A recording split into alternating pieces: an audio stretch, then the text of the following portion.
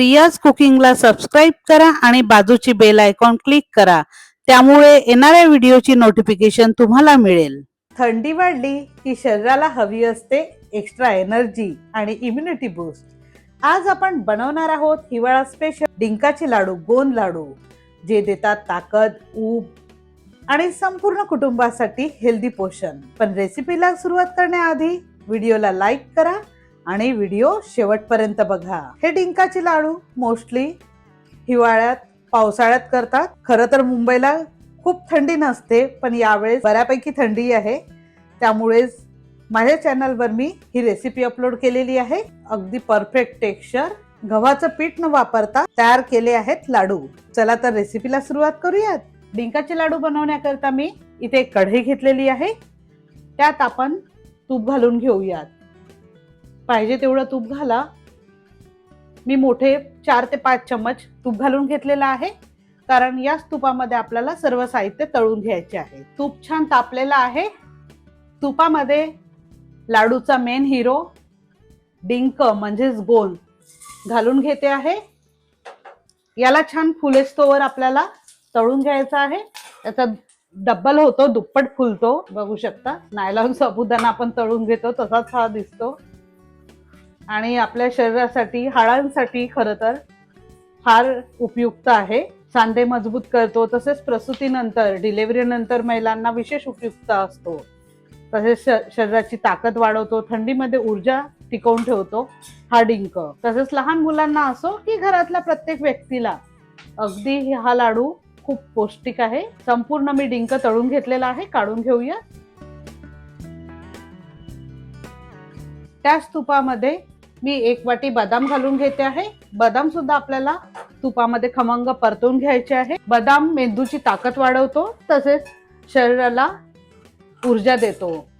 संपूर्ण बदाम मी तुपामध्ये टाकून घेतलेले आहे, कारण ह्या सगळ्या ज्या वस्तू आपण लाडू मध्ये वापरतो त्या सगळ्यात मध्ये तेल असतं। बदामामध्ये तेल असतं, अक्रोडमध्ये तेल असतं, आपण सुकं खोबरं वापरतो, सुकं खोबऱ्यामध्ये सुद्धा तेल असतं आणि हिवाळ्यामध्ये ह्या सगळ्या वस्तूंची शरीराला गरज असते। बदाम फुटायला सुरुवात झालेली आहे, काढून घेते आहे।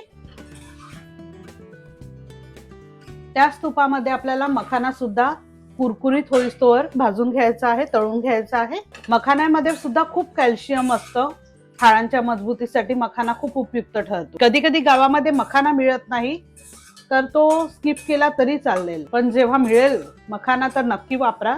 खरपूस होईस्तोवर मस्त तळल्या गेलेला आहे। तूप छान तापलेला आहे। त्यातच 1 वाटी काजू घालून घ्यायचे आहे। काजू सुद्धा आपण तळून घेणार आहोत। तुम्ही पाहिजे तर तूप घालू शकता, पण ऑलरेडी बरंच तूप आहे, त्यामुळे मी घालत नाही आहे।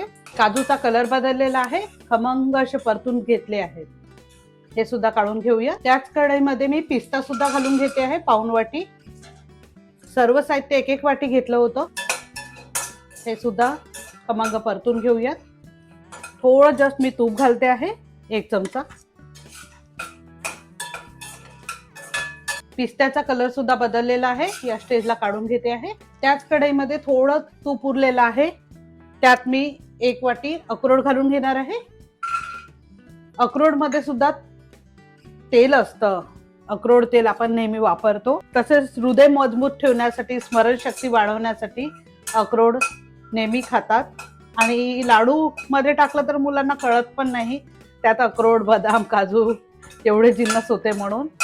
म्हणूनच आपल्याला पारंपरिक रेसिपीमध्ये ही रेसिपी आहे।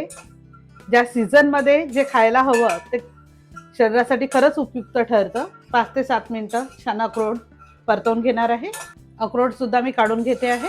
त्याच कढईमध्ये परत थोडंसं तूप घालून घेते आहे मी, अगदी अर्धा चमचा।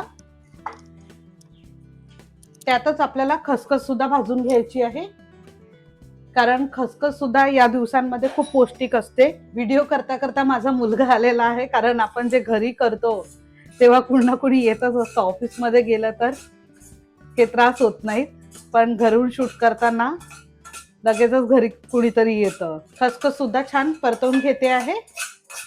तुम्ही बेलचा आवाज ऐकलाच असेल, कारण घरी हे सगळं होतं, सगळ्यांना ऍडजस्ट करता करता आपल्याला आपलं काम सुद्धा करायचं असतं। खसखस सुद्धा छान परतवून घेतलेली आहे, ती सुद्धा काढून घेऊया. खसखस मी काढून घेतलेली आहे. त्यातच सुके खोबरे सुद्धा घालून घेते आहे. सुक्या खोबऱ्याला तुपाची आवश्यकता नाही आहे, कारण सुक्या खोबऱ्यामध्ये सुद्धा तेल असतं, त्यामुळे जस्ट परतवून घेतलं तरी चालतं.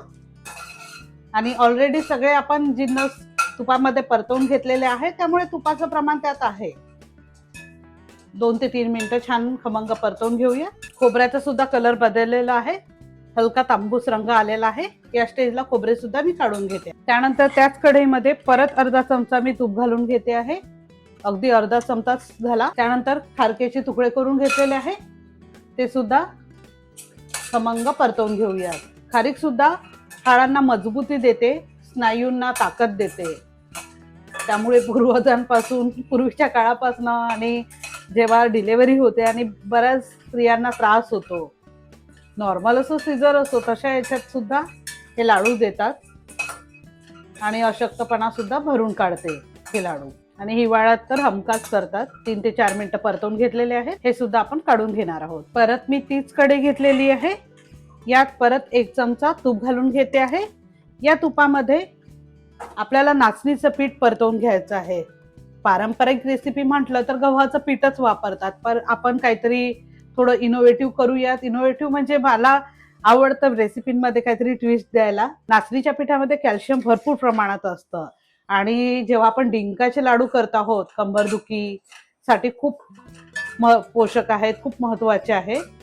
तर नाचणीच्या पिठामध्ये कॅल्शियम म्हणजे अगदी तुम्ही गुगलवर सर्च केलं तरी तुम्हाला कळेल की नाचणीमध्ये कितीतरी कॅल्शियम असतं. त्यामुळे मी आवर्जून हे नाचणीचं पीठ घालते आहे. नाचणीचं पीठ नसेल तर तुम्ही गव्हाच्या पिठाचा सुद्धा वापर करू शकता. सोनेरी रंग येईस्तोवर आपल्याला परतवून घ्यायचा आहे. नाचणीच्या पिठाचा कलर बदललेला आहे. 5 ते 7 मिनिटं तरी अगदी कमी गॅसवर मी परतवून घेतलेला आहे. 1 चमचा तुपामध्ये खूप छान असं खमंग भाजले गेलं आहे. या स्टेजला हे नाचणीचं पीठ काढून घेते आहे. सर्व साहित्य मी भाजून घेतलेलं आहे, तळून घेतलेलं आहे. इथे नाचणी आणि खारीक सुद्धा आहे. हे सर्व आपण मिक्सरला लावून बारीक करून घेऊयात. सर्वप्रथम आपल्याला डिंक म्हणजेच गोंद मिक्सरला बारीक करून घ्यायचं आहे, कारण हे बारीक झालं की मग लगेच सगळे इंग्रेडियंट्स टाकता येतात आपल्याला. अगदी हाताने पण ते होते आहे, बघू शकता. फाईन अशी पावडर तयार करून घेऊया. डिंक अगदी रवाळ मिक्सरला बारीक झालेला आहे. 1-2 बदाम गेल्या होत्या त्यात, बघू शकता. लगेच एकत्र बारीक होत नाहीत, त्यामुळे मी एक साहित्य घालून व्यवस्थित फाईन पावडर तयार करून घेणार आहे. खारीक एक साहित्य घालून मिक्सर लावा, त्यामुळे काय होतं म्हणजे बरेच इंग्रेडियंट्स लवकर बारीक होत नाहीत, मिक्सर सुद्धा बंद पडू शकतो. त्यामुळे एक साहित्य जर बारीक केले तर संपूर्ण असं रवाळ मिश्रण तयार होईल. हे सर्व इंग्रेडियंट्स बारीक करून घेणार आहे. सर्व मिश्रण मी मिक्सरमध्ये रवाळ असं बारीक करून घेतलेलं आहे. खूप असं फाईन पेस्ट आपल्याला तयार करून घ्यायची नव्हती. आणि नाचणीचं पीठ सुद्धा त्यातच मिक्सरवर एकदा गरगण फिरवून घेतलं, त्यामुळे मिश्रण एकत्रित होतं. आपल्याला आता थोडा गुळाचा पाक करून घ्यायचा आहे. तुम्हाला शुगर असेल, कारण 40 नंतर बऱ्याच जणांना डिटेक्ट होतं किंवा आधी पण होतं, हे स्किप करायचं असेल गुळ न घालता सुद्धा, तर तुम्ही खजुराचा सुद्धा वापर करू शकता. खजूर मिक्सरला फिरवून त्यात, कारण आपण खारीक घातली होती, खारकेमध्ये गोडवा असतो आणि खजूरचा गोडवा मिक्स झाला तर शुगर फ्री सुद्धा लाडू तयार होतील. जस्ट मी 1 वाटी गूळ वितळून घेणार आहे तुपामध्ये. गॅस मी सुरू करून घेतलेला आहे. अगदी 1 चमचा तूप घालते आहे पोहे खायच्या चमच्याने. त्यातच आपल्याला हा गूळ वितळून घ्यायचा आहे. जस्ट एक पाक तयार करून, म्हणजे मेल्ट होतोच गूळ तसा पण. आणि हे स्किप करायचं असेल तर खजुराचा वापर करू शकता. तशी पण ती सगळे आपण जे पदार्थ घालतो त्यात ऑइल असतं, त्यामुळे बाइंडिंग येतेच. थोडं वितळून घेऊया. मी गॅस बंद करून घेतलेला आहे आणि तूप गरम होतं आणि कढई पण गरम आहे, त्यामुळे अशाच पद्धतीने गूळ वितळून घेते आहे.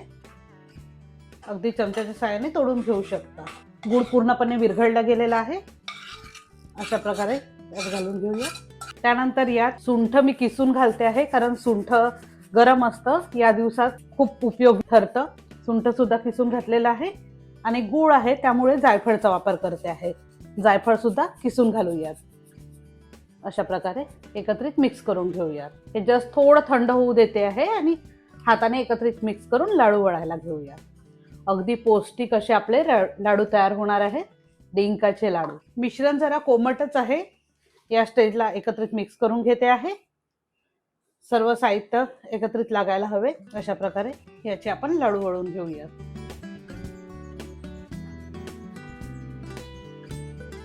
अशा प्रकारे आपण लाडू तयार करून घेऊया. माझे दोन्ही मुलं थोडे छोटे आहेत त्यामुळे काही छोटे लाडू सुद्धा मी तयार करून घेणार आहे. अशाच प्रकारे इतर सुद्धा लाडू वळून घेऊया.